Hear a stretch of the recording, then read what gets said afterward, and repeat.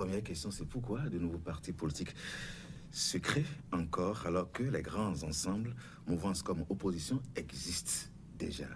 Paul-Marie Ouessou. Bon, les nouveaux partis politiques, bon, si on va un peu dans le passé, où j'ai parlé déjà donc de la réforme du système partisan, donc en ses débuts, j'avais déjà dit que c'était un leurre que de penser que on va s'en tenir à 15 ou 10 ou je ne sais plus, deux partis politiques, parce que les forces vives du Bénin n'aiment pas se caser dans des ensembles où elles ne peuvent pas s'exprimer. C'est une particularité béninoise. Déjà, il y a dans l'ADN.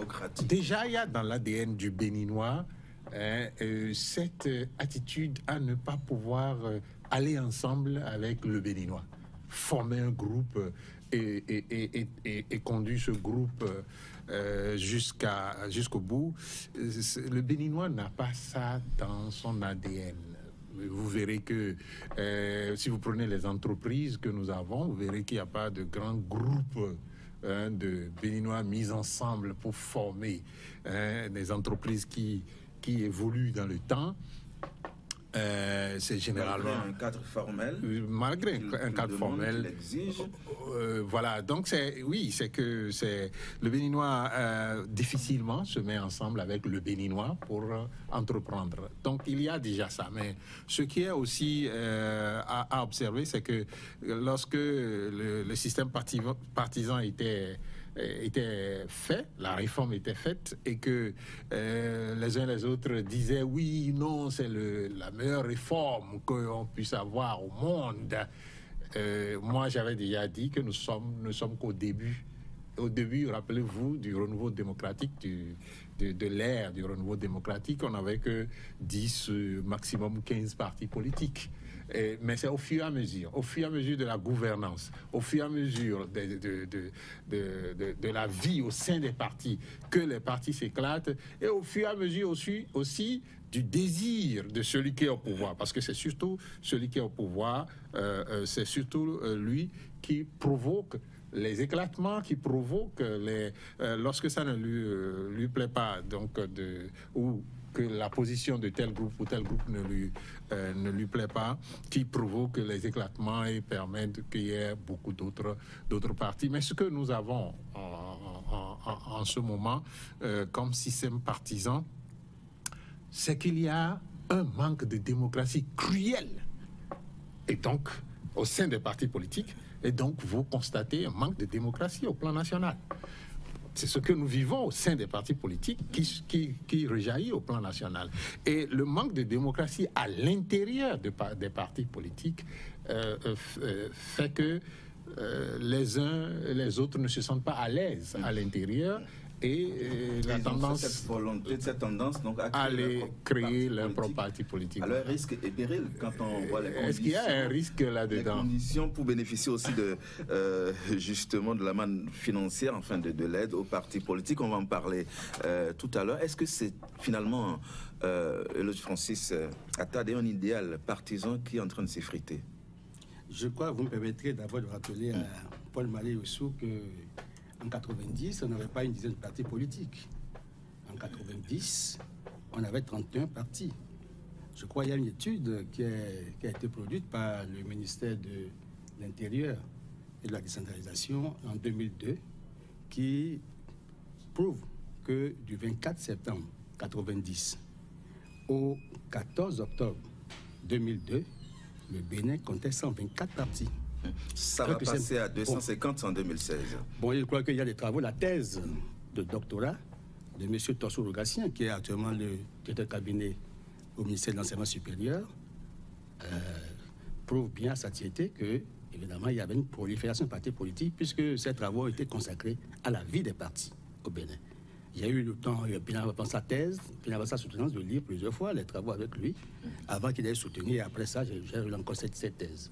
Je constate évidemment que c'est parce que nous avions fait l'option du multipartisme intégral que la création des partis politiques depuis 1990 est devenue en fait une réalité dans la vie nationale au Bénin.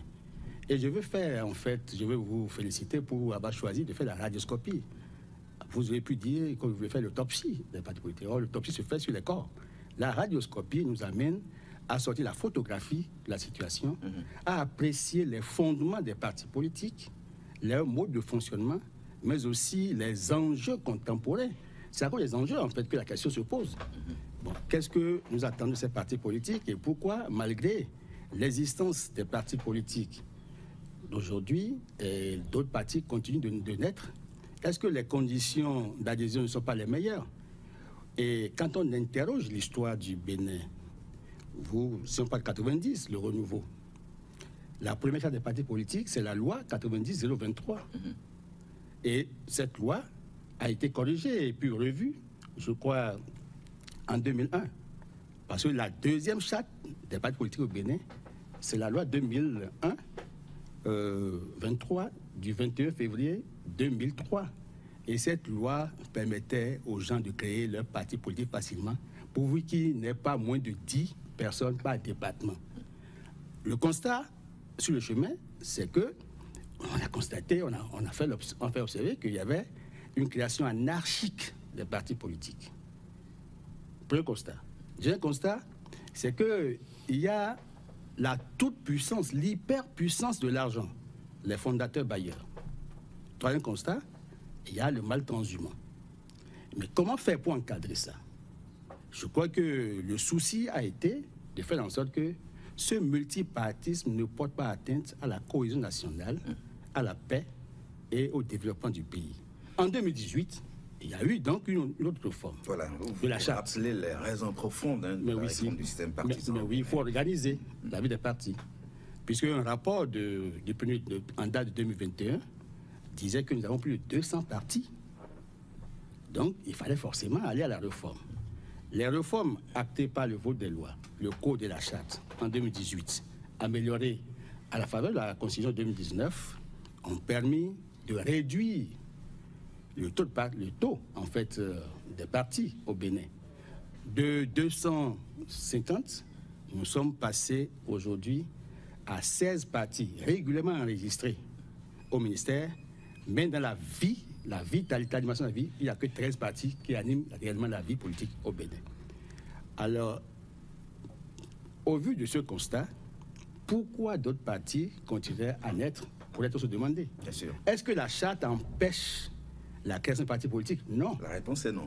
La charte veut encadrer, en fait, la création des partis politiques pour que nous puissions corriger nos travers. C'est en cela que la réforme qui a été mise en place permet non seulement d'encadrer la vie partisane, la vie des partis politiques, de travailler à ce que le militantisme soit une effectivité dans l'histoire politique du Bénin et que les partis soient au cœur de la gouvernance politique et du développement. Tout ça, ça reste un défi. Oui. Alors, ce que vous démontrez, c'est qu'on n'est pas forcément en train de tendre vers un effritement de l'idéal partisan avec la réforme du système partisan. Non, pas du tout. Voilà, on va y revenir. Alors, Lamine Cissé, comparaison n'est peut-être pas raison. Vous êtes sénégalais d'origine, mais le Sénégal et le Bénin partagent la même démocratie. Et donc, partant de là, est-ce que ce qui se passe actuellement on parle de la réforme, avec ce à quoi on assiste aujourd'hui, est-ce que c'est un schéma classique à toute démocratie? Vous savez, il y a des spécificités béninoises. Hein. Au Sénégal, on a plus de 300 partis politiques. Là où je vous parle, les partis et coalitions de partis, il y a 49 listes qui vont aller à l'élection législative. Du 17 novembre prochain. Du 17 novembre prochain. Sans difficulté. Sans problème du tout, parce qu'il n'y a pas de loi contraignante à ce niveau-là. Parce que quand il y a des contraintes dans le code pour les citoyens de se constituer en parti politique, c'est des lois exclusives. C'est ce que nous condamnons. On peut rationaliser les partis politiques autrement, par les activités qu'ils mènent. On pourrait parler de sièges ici, par le bilan, par leur participation aux élections. On peut prendre ces facteurs-là comme des facteurs d'élimination des partis politiques. Mais en faire une loi spécifique pour contraindre les citoyens à s'organiser. Il y a des candidats libres au Sénégal qui vont aller aux élections. Un citoyen qui veut que les populations le choisissent. Mais au Bénin, c'est impossible. On dit que si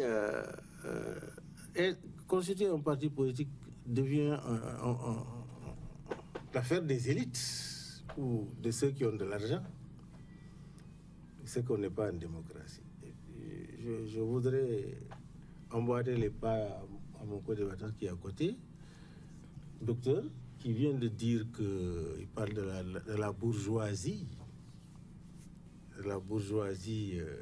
au niveau de la création des partis. Un homme qui vient avec son argent, qui dit venez, je suis le maître, et cela a un impact forcé dans la gouvernance au sommet de l'État. Parce que la même manière dont on dirige les partis, c'est de la même manière on dirige l'État. Absence de démocratie totale, c'est le chef. Et le chef, il faut lui dire ce qui lui plaît. Donc, vous voyez, si on ne diagnostique pas et trouver des remèdes à la création des partis politiques, à la démocratisation des partis politiques, nous aurons des gouvernances qui seront à l'image des partis politiques. Moi, c'est ça mon inquiétude, c'est ce que j'observe. Évidemment, on dit démocratie au Sénégal, Bénin, mais il y a une spécificité béninoise que je viens de relever. Ce goulot d'étranglement, je crois qu'il faut aller vers des réformes pour permettre aux paysans qui est à Tchoumi-Tchoumi de vouloir dire d'une façon indépendante, je suis citoyen, je veux être... Si les gens le nomment député à l'Assemblée nationale, permettez-lui d'aller parler de l'agriculture de son milieu à l'Assemblée nationale. Il ne faut pas que ce soit l'affaire des gens qui portent le costume, qui pensent que c'est eux à qui le pays appartient. Non. Non, non, non, non. Et vouloir créer des bétails électoraux, de la bétail électorale.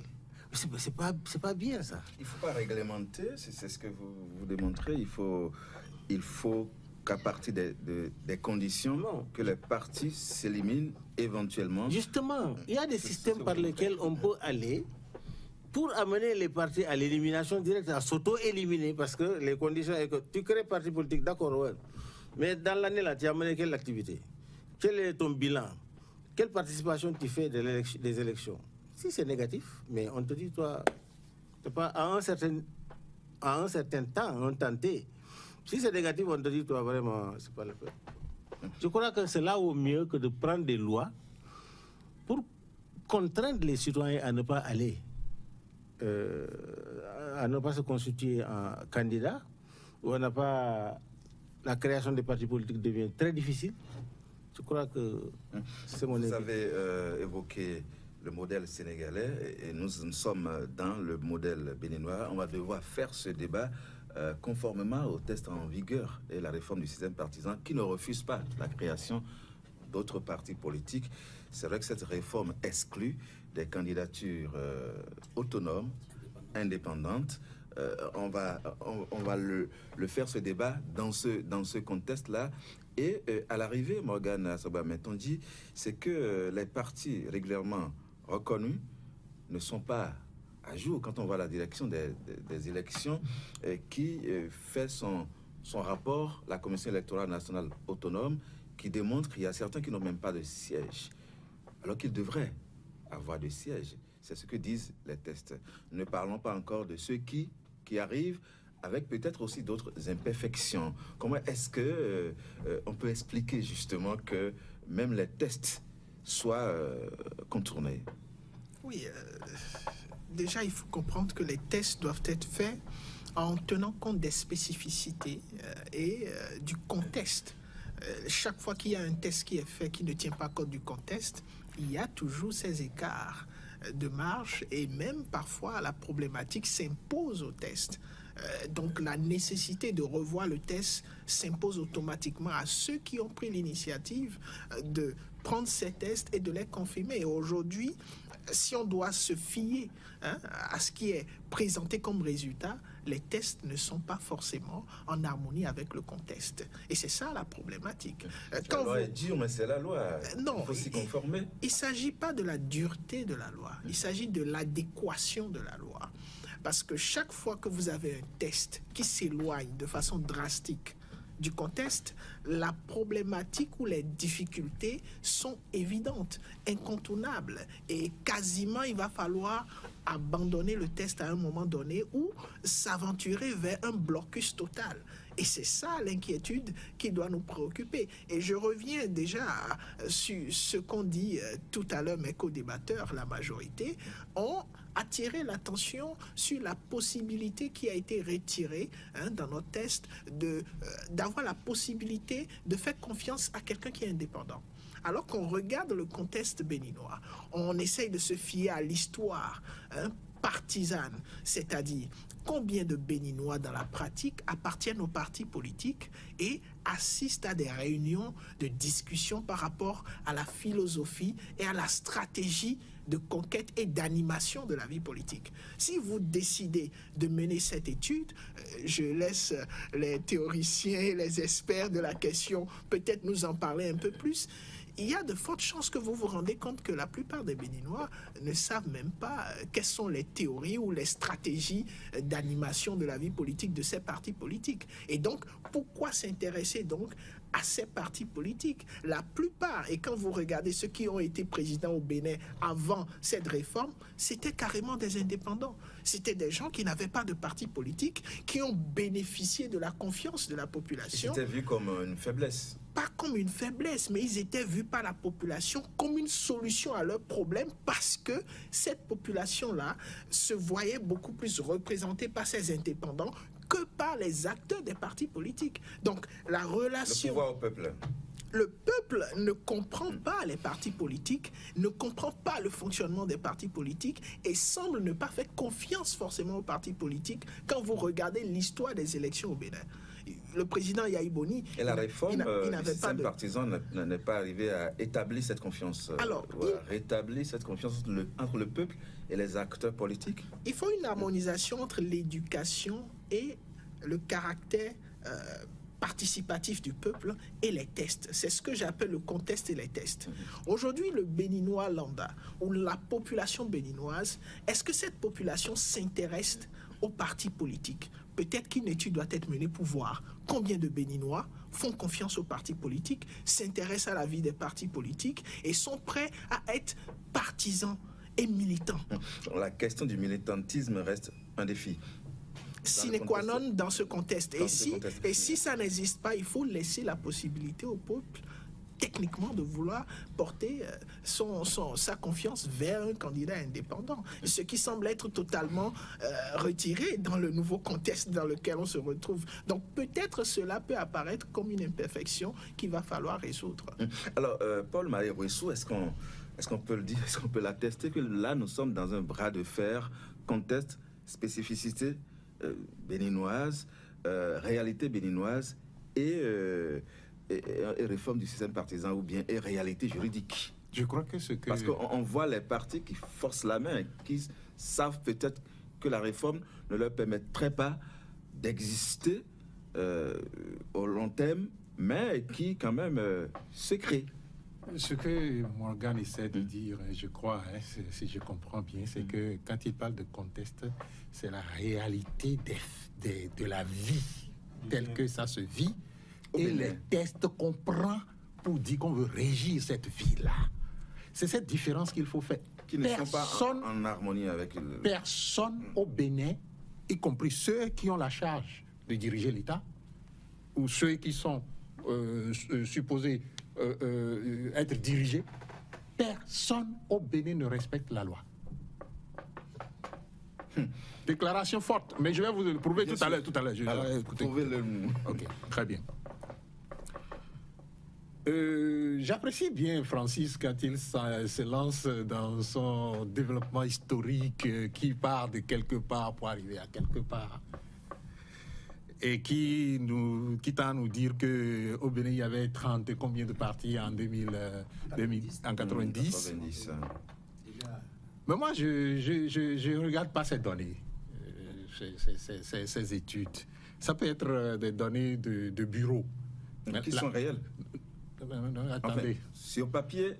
Attendez. Oui. J'ai dit, ça peut être des données de bureau. Des données de bureau. C'est-à-dire, on est allé au ministère, on a vu qu'il y a de nombre de partis politiques enregistrés.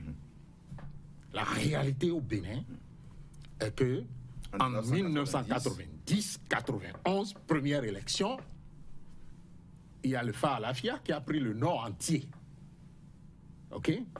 Le sud était partagé avec, de l'autre côté de l'Ouémé Plateau, les deux combinés, le PRD et comment on l'appelle, le parti du professeur Tevo Idjiré. Tevo Idjiré, NCC. NCC. Notre cause commune. Le couloir ici, de Cotonou jusqu'à Abomey, jusqu'à chez moi-même à Savalou là-bas, en laissant Dassa. Parce que Dassa, voilà, Dassa était avec Phare Lafia. Donc la renaissance du Bénin. Vous regardez du côté de l'ouest, ici. Le PSD. Oui, le PSD. C'est la réalité politique, ça. Donc vous pouvez aller dans un bureau, trouver 30 et combien de partis. Moi, je ne regarde pas ça. Ce que moi, je regarde, c'est la réalité politique. La réalité sur le terrain. Quels sont les partis qui animent la vie politique de l'État? Mais il y avait le RDL Vivotin ou pas? RDL de Adjovi, quelque part, oui, bien sûr, Ouida. Il y a de ces partis satellites, petits partis satellites. Politique, c'est la méconnaissance des alliances que les partis ont tissées Non, Francis, il ne faut pas mélanger les choses. Moi, nous parlons du début du renouveau démocratique. Et quand nous sommes au début du renouveau démocratique, il n'y avait pas beaucoup d'alliances. Il n'y avait pas beaucoup de partis. Il n'y avait pas beaucoup d'alliances, il n'y avait pas beaucoup de partis. Même comment on appelle... bon, je vous explique ce qui est arrivé. Oui, allez-y. À partir de Kérékou II, donc quand le président Kérékou a pris le pouvoir en 1996, oui. Déjà en 1995, ça a commencé à se dessiner avec les élections législatives. Vous verrez, comment on l'appelle, à partir de Kérékou, on va dire, l'Ouémé, le plateau, s'est divisé. Parce qu'on a utilisé justement Fagbon. J'ai dit, on a utilisé. Hein. Donc ce n'est pas que Fagbon a vu que le Bénin était tellement en difficulté et qu'il faut un parti que lui va aller créer pour... Et on a utilisé Fagbon pour diviser le plateau et l'Ouémé. Donc Fagbon a pris contrôle du plateau. Avec le parti, le MADEP. Exactement. De l'autre côté, ici, de l'autre côté à l'ouest, l'ASD, je crois que c'est ASD, ce parti-là, là où on retrouvait Dossou-Robert et autres, ils ont pris contrôle du mono. Le PSDA est parti vers le Koufo. Tu veux bien le truc là. Donc, l'éclatement des partis politiques va avec l'éclatement du contrôle du territoire national. Et cela est souvent du cas, je dis on. J'ai dit ici tout à l'heure que c'est l'action de celui qui est au pouvoir. Parce que le président Kérékou, en son temps, avait face à lui de grands ensembles, mais qui ont commencé à lui poser des problèmes. Rappelez-vous la démission de Houmbédi.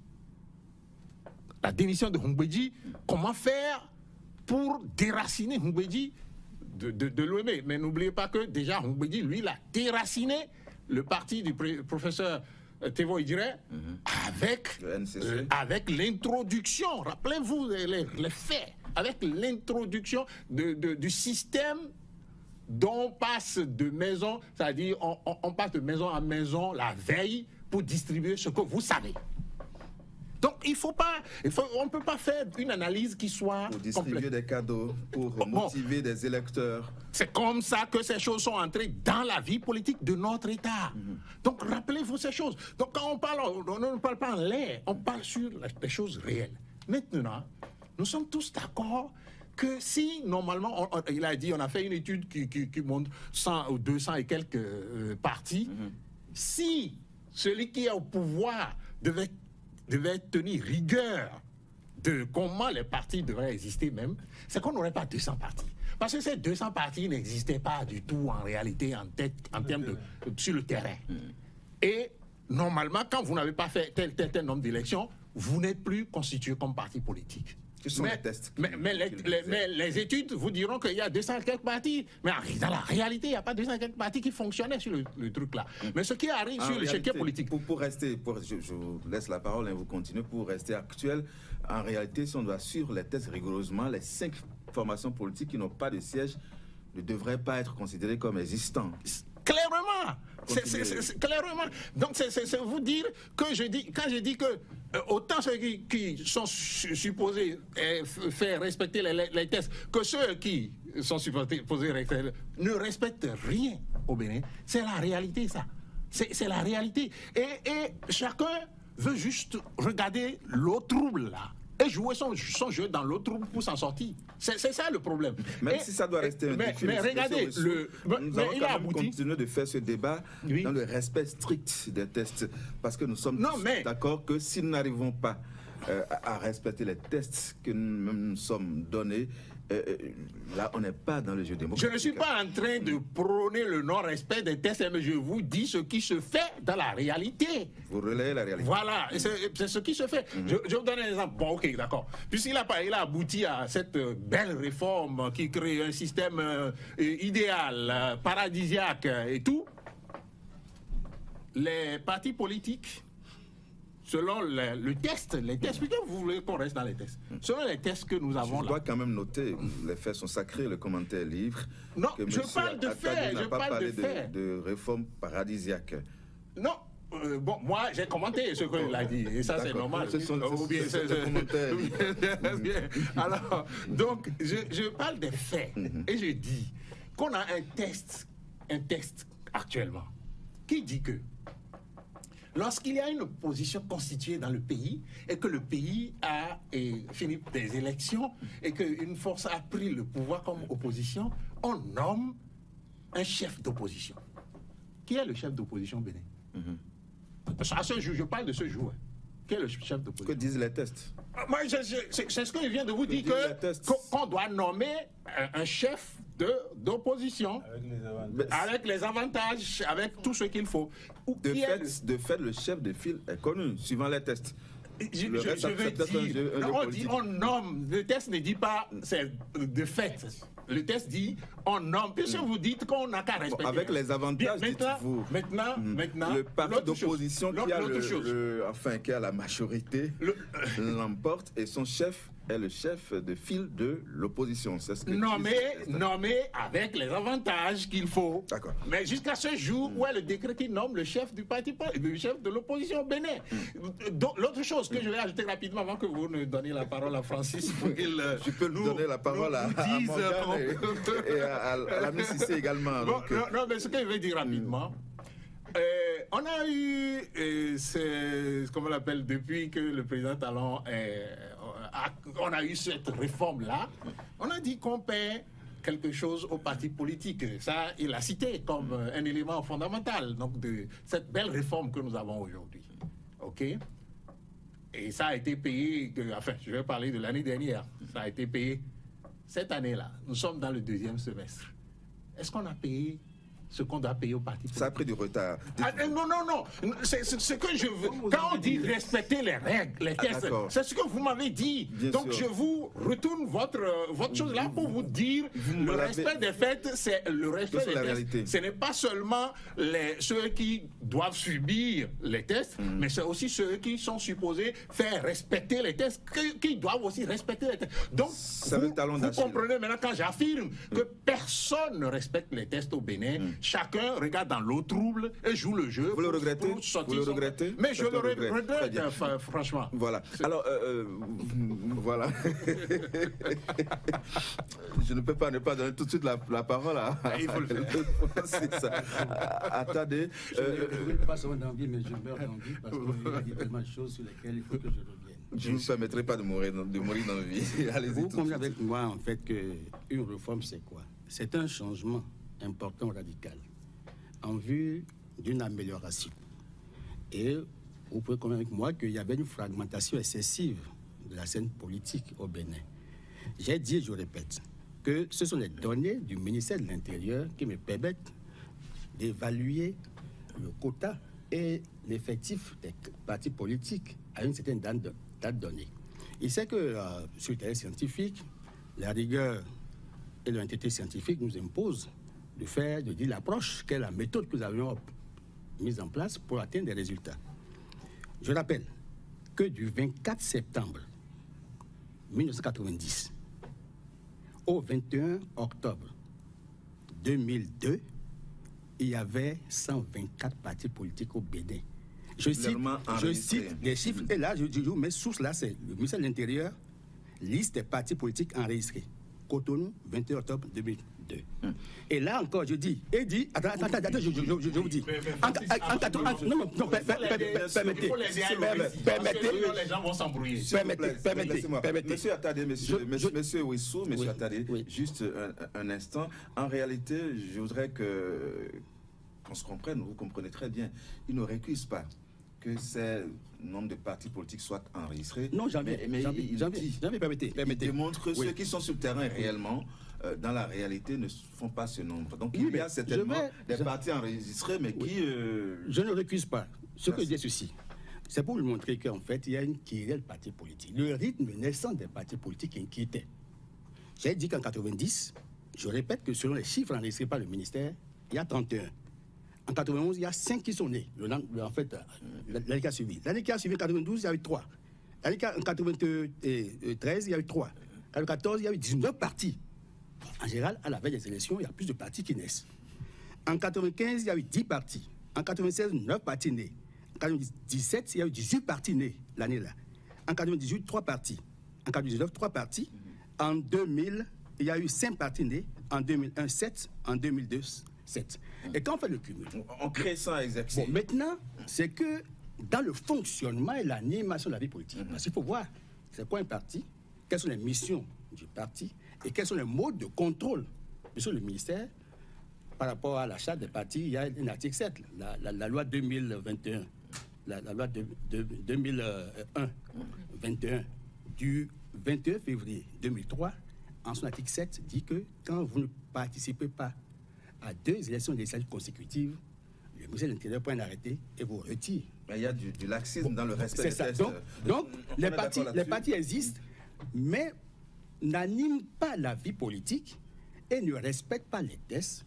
Et il y a un manque de suivi, évaluation. Très bien. Maintenant, fort de l'existant, les gouverneurs actuels ont estimé qu'il faut faire une réforme et faire un meilleur suivi. Et c'est dans ce cadre que la Sénat a rendu compte de son rapport récent sur les partis qui respectent les prescriptions du Code et de la charte des partis politiques, puisque dorénavant, après 2019, le principe du financement public a été acté. Or, ça faisait défaut. C'est partant du passé qu'on construit le présent. Et cette théorie de dire que le contexte et les tests, ce n'est pas mauvais, mais quand on tient compte du contexte, le contexte de création anarchique, il fallait encadrer ça. Et les tests sont venus pour encadrer. Si vous ne connaissez pas l'histoire politique du pays, vous allez faire une mauvaise interprétation, une lecture de la dynamique qui est en cours. Et je rappelle, en tant qu'historien, qu'en 1946, par exemple, on avait un seul parti, l'UPD, l'Union progressiste dahoméenne. Mais en 1951, il y a eu atomisation, éclatement, fragmentation, et on a eu plusieurs partis nés. On est allé à l'indépendance dans le multipartisme.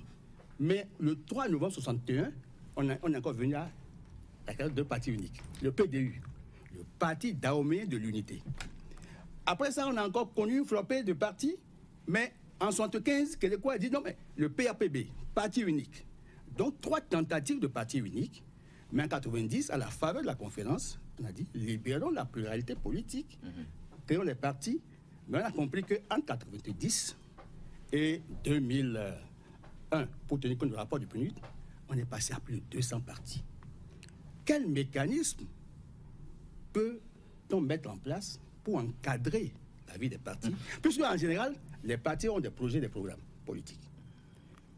200 partis supposent qu'il y a 200 projets de société pour le pays et 200 programmes politiques. Mais dans les faits, c'est des clubs électoraux qui se mettent en place. Ce n'était pas de véritables partis politiques. C'était des clubs électoraux qui s'arrangeaient pour ramener quelqu'un au pouvoir et s'asseyaient pour se partager ce qui disait le gâteau et non les responsabilités. Nous partons du bon, donc il fallait corriger. La réforme était indispensable. Des faits. Oui, pour voir les tests. Faits. À l'arrivée, oui. Il fallait des tests. Des hommes, acteurs politiques qui créent de nouveaux partis politiques. Lamine Cissé, est-ce que c'était un mauvais diagnostic? Vous savez, c'est compliqué, hein?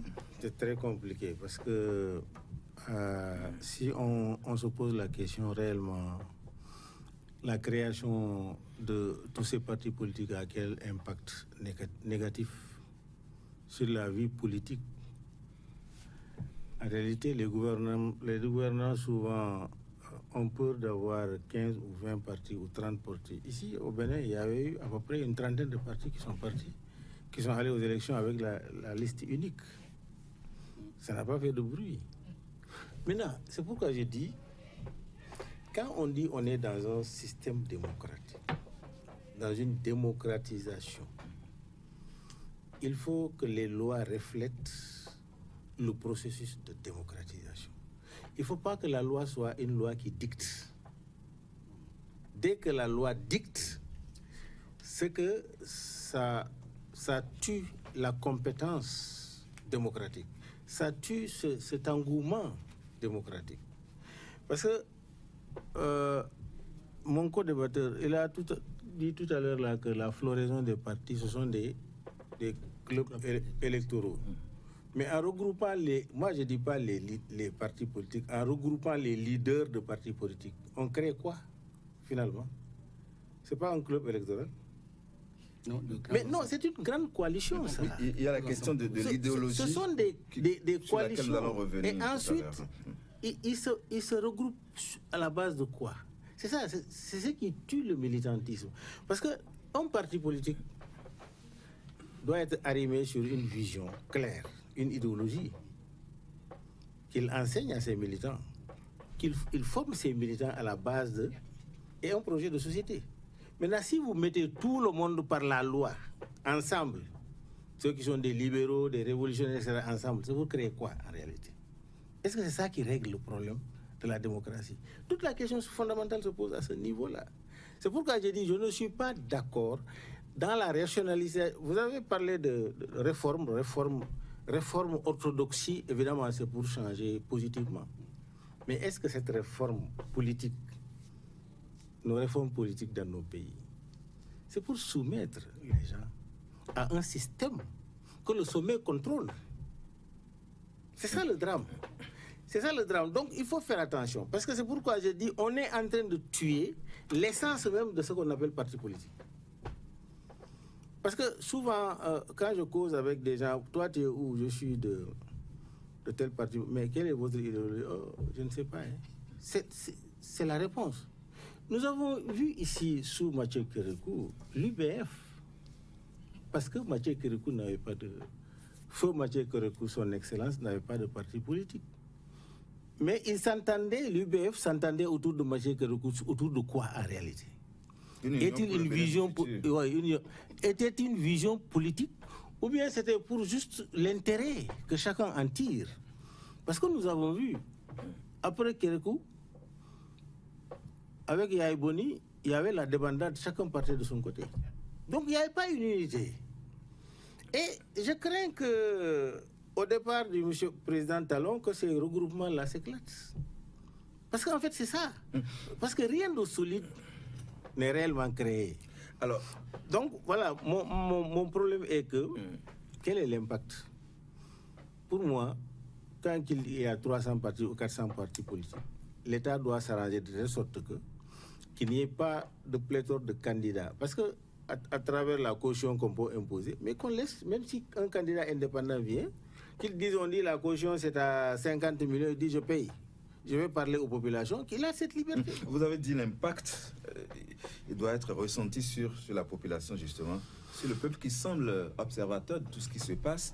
C'est une réforme portée par les acteurs politiques qui veulent se remettre dans leur rôle d'animer la vie politique, ce qui leur revient normalement. Et ce sont les mêmes acteurs créer encore de nouveaux partis politiques. Comment est-ce qu'on peut analyser cela, Morgan Assogba? Est-ce qu'à l'origine, ce n'étaient pas tous les acteurs politiques qui se sont entendus pour aller à cette réforme, ou alors c'est au niveau du fonctionnement des grands ensembles qui sont créés qu'il y a cette volonté d'aller ailleurs, de créer pour soi?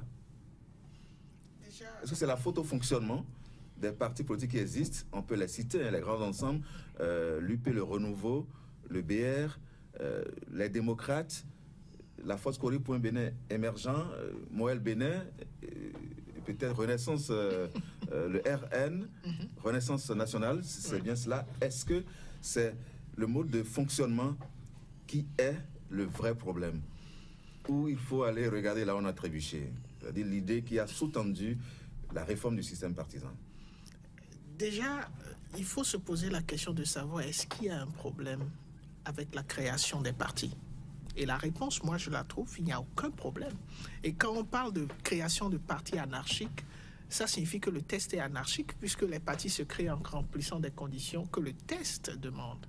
Si le ministère dit 2 partis se sont créés, ça signifie que ces partis ont rempli les conditions pour être créés en tant que partis politiques.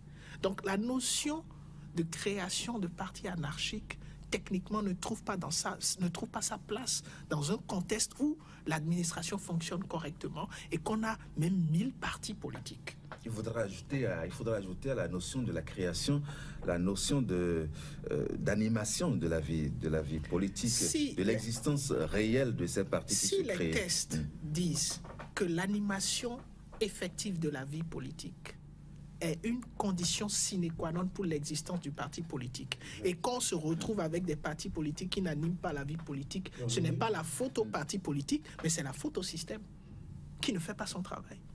C'est-à-dire le système est censé mettre à jour, suivre, vérifier que tous les partis politiques qui n'animent pas la vie politique conformément au test soient purement et simplement écartés de l'animation de la vie politique. Nous y sommes peut-être avec le suivi et le contrôle de la Sénat. Je ne sais pas si nous y sommes, mais j'estime qu'il y a une certaine volonté et qu'on ne devrait pas s'en prendre à la création des partis politiques. On devrait plutôt s'en prendre au fonctionnement effectif du dispositif qui a été mis en place par les tests et mieux, peut-être voir si les tests répondent au contexte parce que, qu'on le veuille ou non, il faut qu'il y ait animation de la vie politique, il faut que les citoyens s'expriment. Et je m'aventure encore dans cette problématique de la réforme. Nous avons vu les réformes et nous avons aussi observé un certain nombre de remues qui expliquent qu'il faut un temps d'adaptation pour que les acteurs politiques qui hier animaient la vie politique d'une certaine façon se retrouvent dans la nouvelle façon d'animer la vie politique. Mais qu'est-ce qu'on constate lorsqu'on observe les faits? C'est qu'ils ont du mal à se retrouver, qu'ils ne se retrouvent pas, et techniquement, les mêmes qui étaient dans des grands ensembles décident d'aller créer d'autres partis politiques parce que l'idéologie ou la façon de faire ne convient pas. Et donc, ce n'est pas un problème. Au fait, l'essence même de la démocratie et du multipartisme, c'est cette possibilité qui existe de façon permanente de permettre aux gens, aux citoyens, d'initier ou de créer des partis politiques qui pourraient porter leur façon de voir. Maintenant, est-ce que leur façon de voir s'impose? Parce que lorsque vous empêchez cette possibilité, c'est un problème. Et je pense que c'est ce que soulignait mon co-débatteur, mon vis-à-vis. C'est un problème criard, un problème à la démocratie. Et donc, il faut résoudre ce problème afin de permettre à l'initiative ou la façon de faire qui s'impose de s'imposer. Parce qu'il y a une façon de s'imposer naturellement. Je continue de dire, regardons l'histoire politique du Bénin, l'élection présidentielle des acteurs de leadership. Combien de présidents béninois ont été élus, portés entièrement par un parti politique au Bénin? Alors, les choses doivent changer, c'est ce que nous nous sommes dit, c'est ce que les acteurs politiques... Oui, et si vous permettez, le changement des choses ne s'impose pas par les acteurs politiques, mais s'impose par les faits sociaux et la volonté du peuple. Et là, aujourd'hui, on se retrouve dans un contexte où c'est plutôt les acteurs qui veulent imposer un changement social. Sans écouter le peuple. Sans tenir compte des aspirations du peuple. Et là, vous me ramenez à l'Assemblée nationale et à sa capacité à représenter réellement la volonté du peuple. Exactement. Parce que parfois, on se retrouve dans des circonstances où l'Assemblée prend des décisions et le peuple se dit, mais ça ne ressemble à rien. On a vu ça arriver, je ne me retrouve pas, on a vu ça arriver dans d'autres pays. Et on a vu... d'un temps d'adaptation à la réforme, mais en même temps, on commence pas à apprécier la réforme. Or, la réforme a un temps de latence. Il faut attendre pour apprécier. Peut-être que vous ne me comprenez pas. Mais combien d'élections? C'est à l'aune des élections qu'on peut apprécier. Et les prochaines, justement... Combien d'années faut-il attendre? C'est ça. Combien d'années? 8, 2, 3, 4, 5, 6. Il n'y a pas d'échéance à fixer. Vous avez compris que, prenez par exemple le parti de Irina Gossa. Non. Qui est né à peine. Qui allait à une élection présidentielle. Et qui a fini par rentrer tout de suite. Est-ce que c'était né même avant les élections? Le parti est né après les élections. Plusieurs partis politiques ont fini par aller dans les grands ensembles qui ont été créés. Je crois que la réforme a un avantage. La réforme n'empêche pas la création des partis politiques, mais la réforme fait une exigence. Il faut laisser la distribution normale de la parole. On a demandé le nombre d'années, mais pas une autre élaboration. L'idéologie. Très bien, on va revenir à la question idéologique et à quoi va ressembler l'animation de la vie politique avant 2026. Les élections générales, justement, ce que la Sénat, le rapport de la Sénat, le voyez-vous comme une alerte quand même?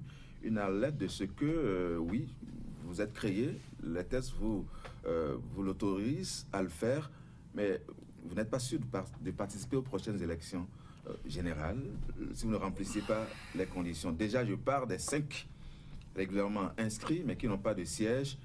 Écoutez, si vous ne vous conformez pas, vous n'irez pas aux prochaines élections législatives. Est-ce que vous voyez le rapport de la Sénat, oui. Le rapport de la Sénat. Que désormais on veut respecter les tests. Le rapport de la Sénat, depuis que c'est tombé dans les médias, est devenu du folklore. C'est-à-dire? Tiens. Le folklore, c'est ce qu'on tape pour que tout le monde voit l'histoire. Oui, bien sûr. Concrètement, c'est tout. Un rapport pour montrer... Ce rapport n'a pas besoin d'aller dans les médias. Les partis ont des défauts, appelez-les, parlez-leur, et dites-leur, voilà les situations. Mais ça devient du folklore. Et c'est en cela que la question...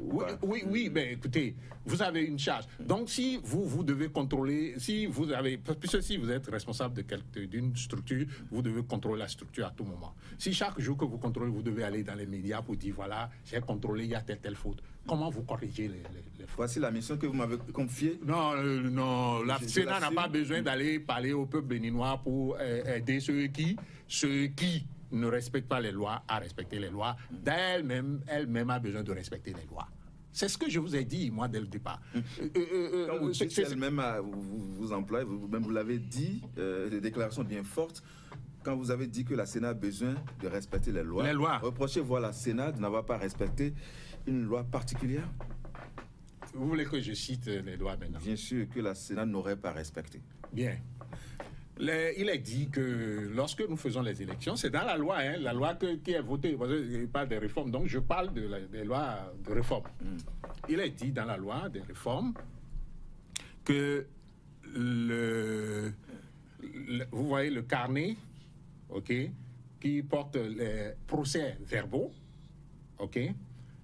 on doit faire des carnets de 5 feuilles.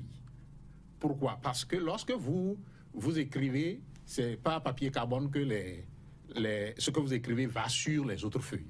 À partir de la 6e feuille, ce n'est plus lisible. Mais dans la même loi, on dit que tous les partis politiques, toutes les institutions et partis politiques impliqués dans les élections doivent recevoir le procès verbal. La Sénat a fait un carnet de 5 points. Les 5 ont été distribués aux institutions, point. Les partis politiques n'ont pas reçu les procès-verbaux, point. À la fin, quand ils ont proclamé leurs résultats... Le résultat de la Sénat...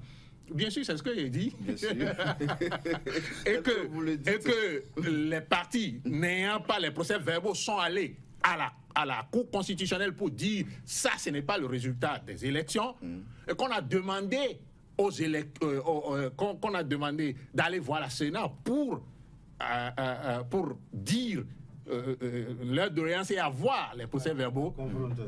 La Sénat a déclaré que les procès-verbaux d'une élection dont on n'a pas encore dit dont on n'a pas encore dit toutes les décisions, que c'est caduque.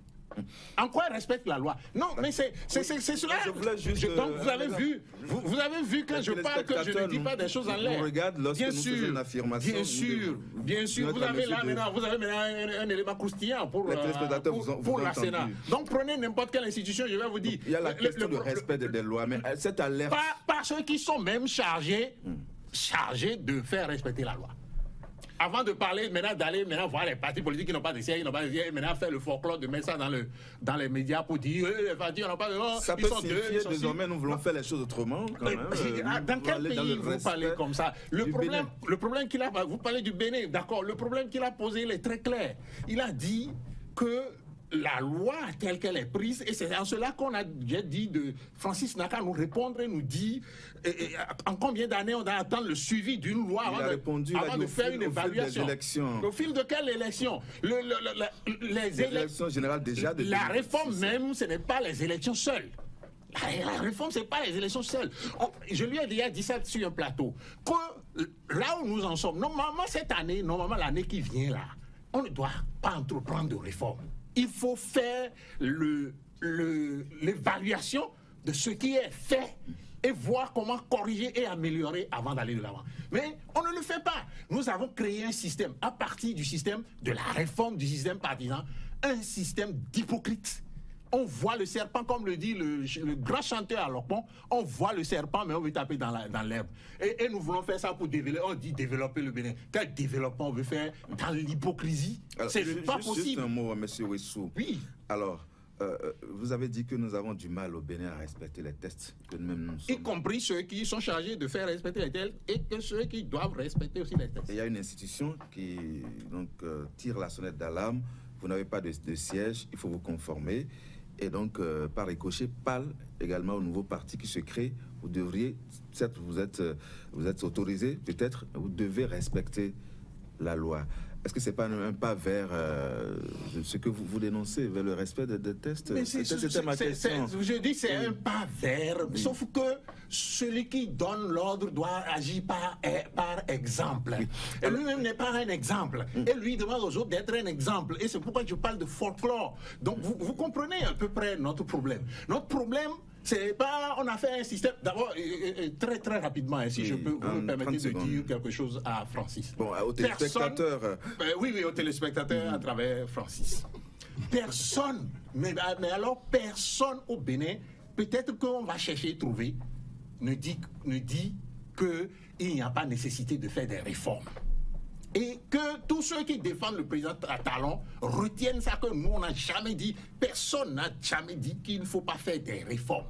Mais la solution que les réformes portent, c'est ça qui est le problème. Alors, et c'est ça que nous disons, ce n'est pas la bonne. Attendez, bien sûr, vous êtes très bien entendu, monsieur Ouessou. Alors, quel garde-fou est-ce qu'on a mis en place afin que, par exemple, la lettre de la Sénat, tout ce qu'on est en train de faire là pour faire désormais respecter les tests, pour que les partis s'y conforment, quels sont les garde-fous qui peuvent rassurer le citoyen lambda?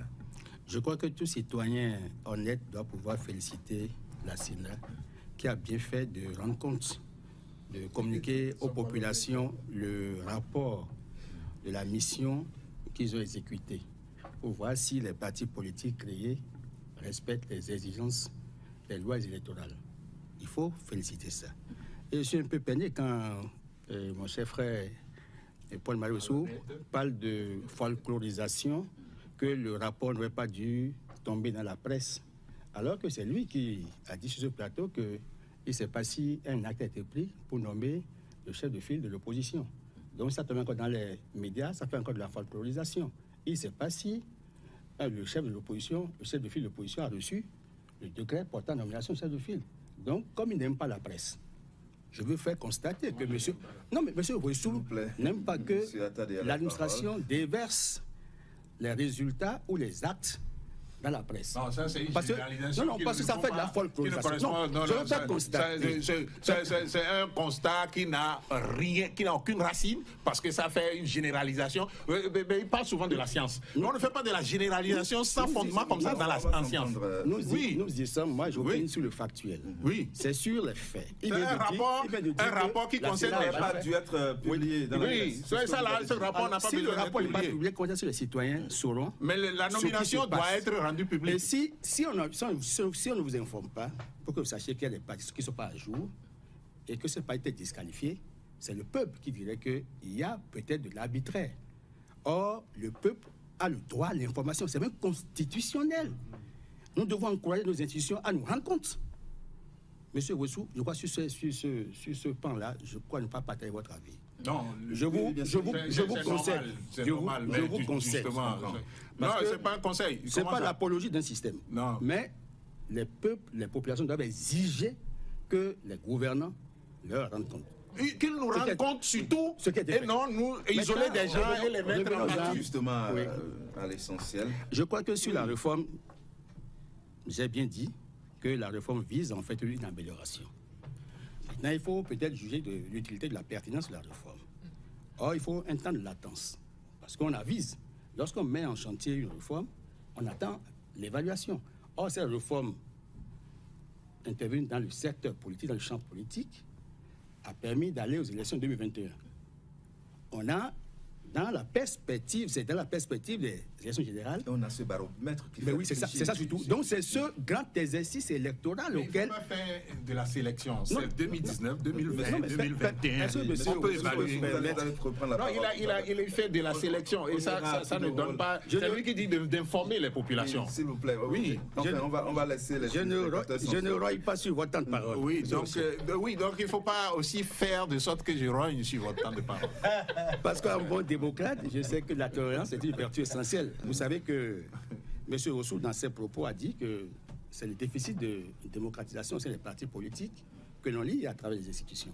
Donc, je crois que les partis politiques ont vocation à conquérir et à exercer le pouvoir, mais aussi à proposer des représentants au niveau des instances au niveau local, c'est-à-dire que ce soit commune ou parlement. Et nous voyons que les partis politiques qui sont créés depuis l'avènement de la nouvelle réforme font l'effort, même si on leur reproche de n'avoir pas d'idéologie, ce qui les rend plus ou moins vulnérables. L'idéologie aurait permis de réduire le taux de transhumance. Parce que une des ambitions de la réforme, c'est comment régler la question de la transhumance. On ne voit pas encore des idées. Bon, maintenant, les partis politiques ne doivent pas être des outils au service des intérêts particuliers. Or, la réforme a mis l'accent sur la contribution de l'État en termes de financement public pour corriger un peu ce mal, puisqu'on a trouvé que l'argent a un effet chrysogène. L'argent produit de la crise dans la vie politique et l'État contribue parce que l'argent sale est vite fait, ça rentre vite dans le champ politique, dans la corruption.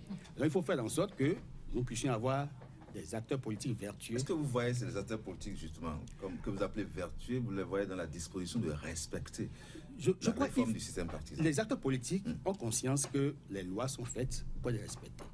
Mais si l'instance qui a la charge de faire le contrôle ne le fait pas, ce n'est pas évident.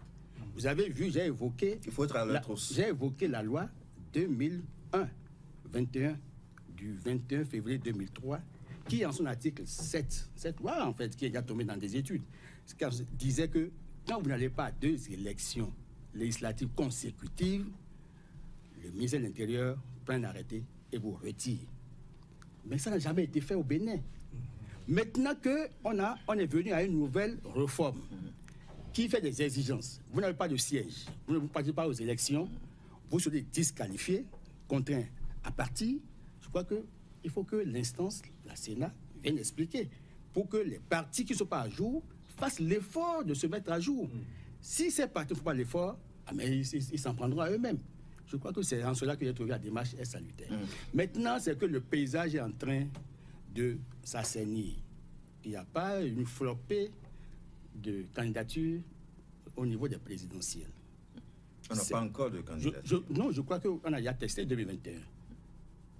Maintenant, en 2026, par rapport aux grandes formations et par rapport au collège des parrains, on peut a priori savoir combien ça peut faire. On ne voit pas une trentaine. Vous savez qu'on a passé une élection en 2016 où il y avait près d'une trentaine de candidats. On n'aura plus cette flopée, cette kyrielle de candidatures présidentielles.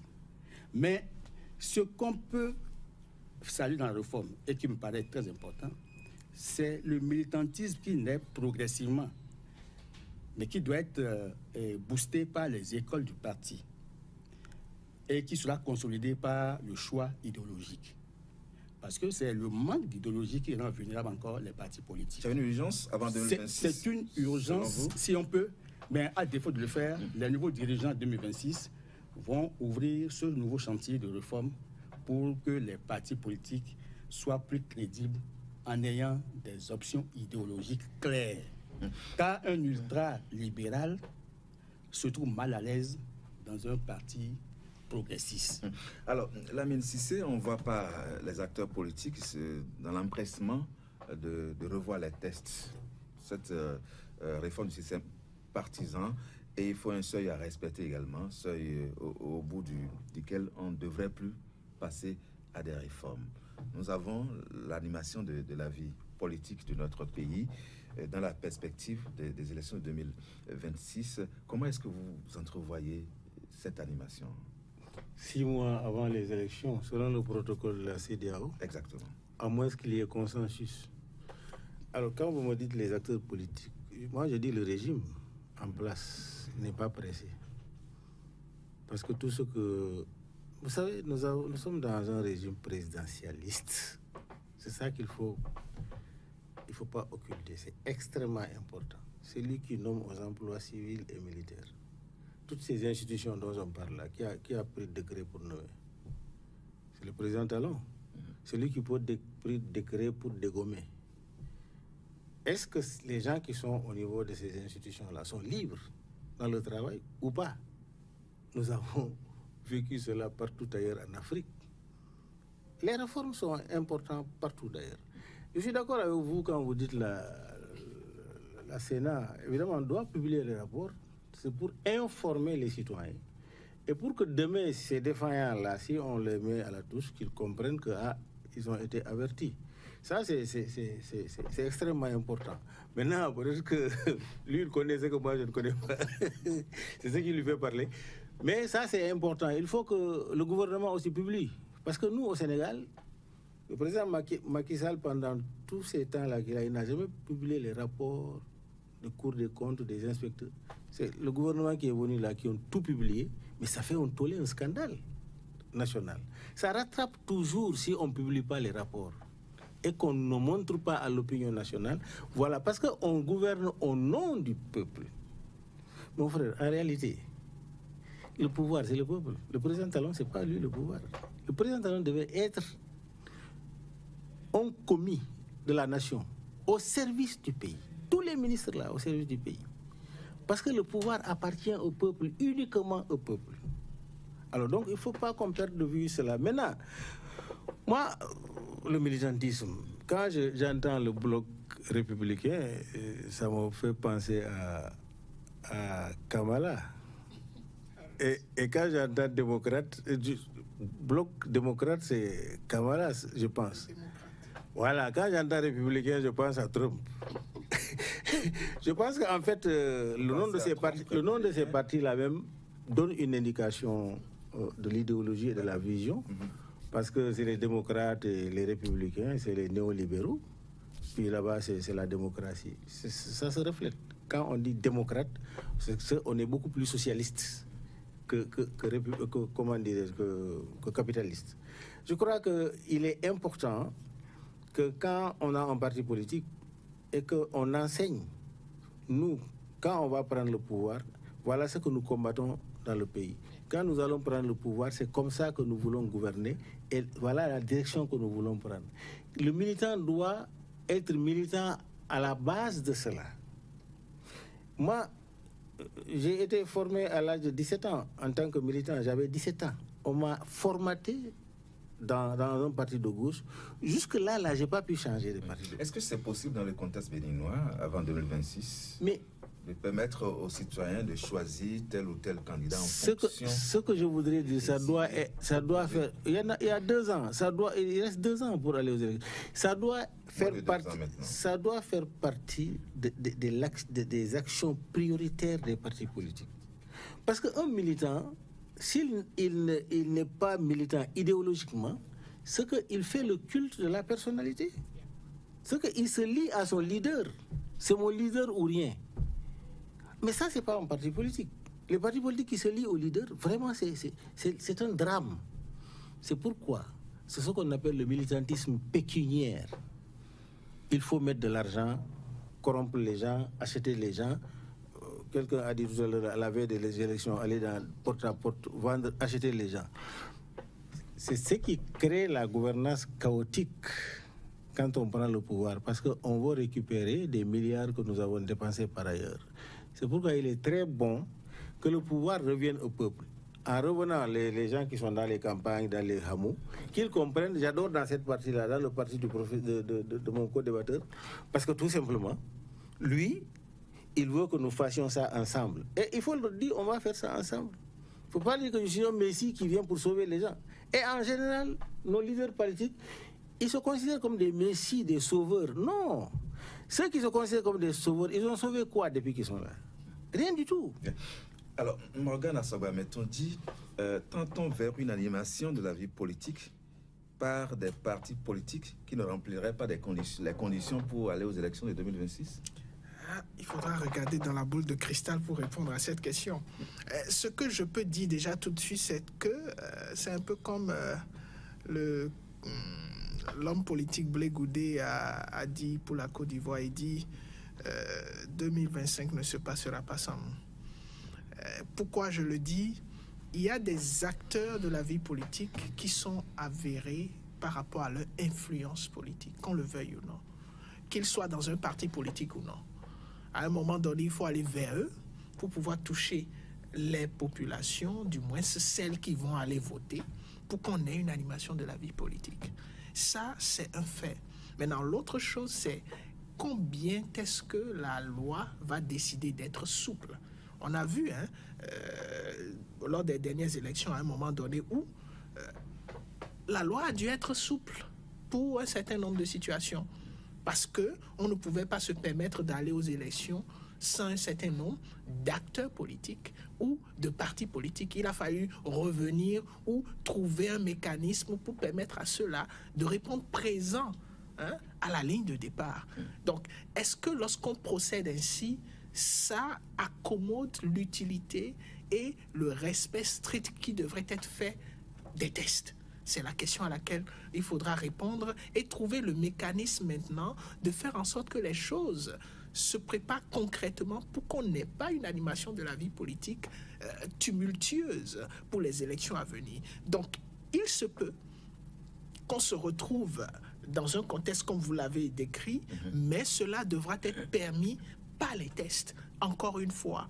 Et si à chaque fois, il faut toucher les tests, si on a fait des réformes, et qu'il faut les toucher à des moments donnés pour accommoder le système ou pour accommoder l'effectivité ou apporter de la crédibilité aux résultats qui pourraient être issus, ça signifie qu'on a un problème qu'on doit résoudre. Et à des moments donnés, ça pose un problème de devoir remettre en cause les tests pour pouvoir faire les choses dans les règles de l'art par rapport au contexte. Et ça nous ramène encore à cette question sempiternelle des tests et du contexte. Je reformule ma question autrement. Est-ce qu'il y a le risque que les partis constitués, existants, ne réussissent pas à convaincre les citoyens mieux que les partis qui sont en train d'être créés, qui n'ont peut-être pas rempli les conditions pour aller aux élections? Sincèrement, je peux même dire qu'il y a un risque beaucoup plus énorme, celui de voir que le taux de participation ne soit pas aussi effectif que cela devrait être, surtout si je m'en tiens à la tradition du vote des Béninois. En général, le peuple, lorsqu'il veut voter, et on le voit sortir pour voter, c'est qu'il a un candidat qui semble d'une certaine façon représenter ce qu'il recherche. Et la plupart du temps, je continue de le dire, ces candidats ne sont pas venus des partis politiques. il y a ce problème de rapprochement des partis politiques de la base électorale, pour ne pas dire du peuple. Il n'y a pas cette harmonie qui devrait exister. C'est-à-dire, le peuple est éloigné du mécanisme d'animation de la vie politique des acteurs politiques. Il est éloigné de la personnalité, de l'accessibilité des acteurs politiques. Et donc, il y a ce problème-là qui est majeur, qui fait que, en général, lorsqu'il s'agit d'aller aux élections pour choisir un président, les Béninois ont la tradition d'aller pour l'indépendant, puisqu'il incarne beaucoup plus cette accessibilité et il incarne beaucoup plus ce qu'il semble rechercher dans quelqu'un qui viendra diriger le pays. Et à la loupe de la réforme du système partisan, cet indépendant ne pourra plus. Il n'a pas de place. Le système partisan l'a écarté, à moins que je me trompe. Dernière question à vous tous, et c'est votre conviction personnelle. Quand vous faites la radioscopie du fonctionnement des partis politiques au Bénin, quelle est aujourd'hui votre intime conviction, Paul-Marie Ouessou? Mon intime conviction. Une minute pour chacun. Mon intime conviction est que nous sommes passés à côté. Nous sommes passés totalement à côté. Déjà, l'élection qui vient là, c'est biaisé, mais passé à côté. Je vais vous dire ça en prenant deux exemples. Prenez l'UPR et regardez... L'UP le renouveau. Oui, l'UP le renouveau, c'est ça. Hein? OK. Donc, regardez comment ça fonctionne. L'UP le bloc républicain, attendent l'ordre que ça vienne de quelque part. Et l'ordre est venu déjà d'attendre 6 mois avant les élections pour commencer à se mettre en place. Donc, bouche bée suit les élections, jusqu'à ce qu'on aille là-bas. Prenez le parti les démocrates. Nous voyons Yaïboni tous les week-ends, quelque part, avec du monde qui le suit. Ça ne fait pas une élection. Vous êtes d'accord avec moi? Ça ne fait pas une élection. Ils attendent aussi l'ordre de M. Boniaï? Je suis ahuri par leur capacité à se mettre en parti politique qui fonctionne normalement. Ahuri par le déficit. Ce n'est pas le déficit de capacité à se mettre et là, vous parlez des grands blocs, ensemble, qui ont la possibilité d'avoir le parrainage et de positionner des candidats. Exactement. Le déficit, tous, sans exclusion, tous sont déficitaires sur la capacité à se mettre en branle pour proposer un candidat. Prenons l'exemple du parti de l'opposition. Okay, on prend les démocrates. Aujourd'hui, promenez vos micros, puisque vous êtes à la télé, une fois, pour voir, pour demander aux uns aux autres, les partis, tel parti, qui vous connaissez, qui peut être président, qui peut être présidentiable, ok. Et vous allez voir ce que les populations disent. Moi, je pose des questions à mes étudiants, ok, et ils ne connaissent même personne du parti qui peut être, parce que Yaïboni n'est pas candidat à quoi que ce soit, qui peut être candidat aux élections à venir, ils ne connaissent personne. À cette date, à 1 an des élections, ils ne connaissent personne.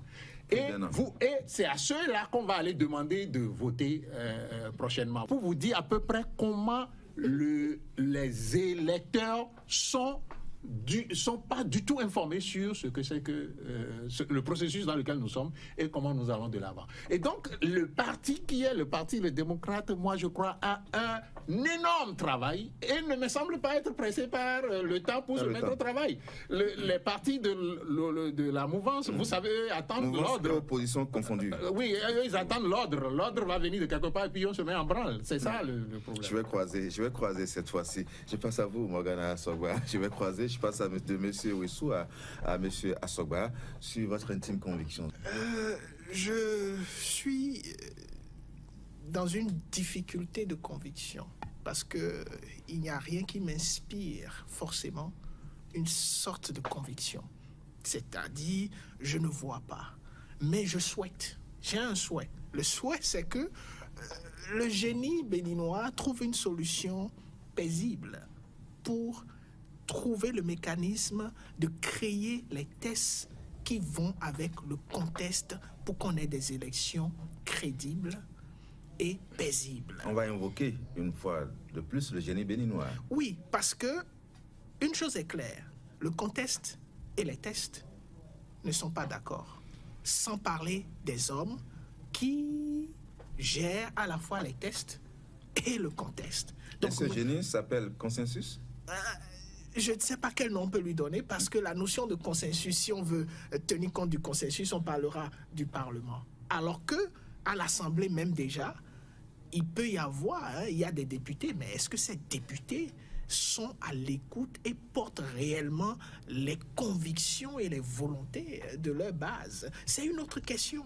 Donc je pense qu'il y a un travail énorme à faire pour chaque acteur du système dans lequel nous nous retrouvons, que ce soit les citoyens, que ce soit les acteurs politiques, que ce soit les médias ou que ce soit les décideurs. Il faut que chacun s'y mette pour qu'on se retrouve dans un contexte plein. Vous la voyez dans cette dynamique ou pas?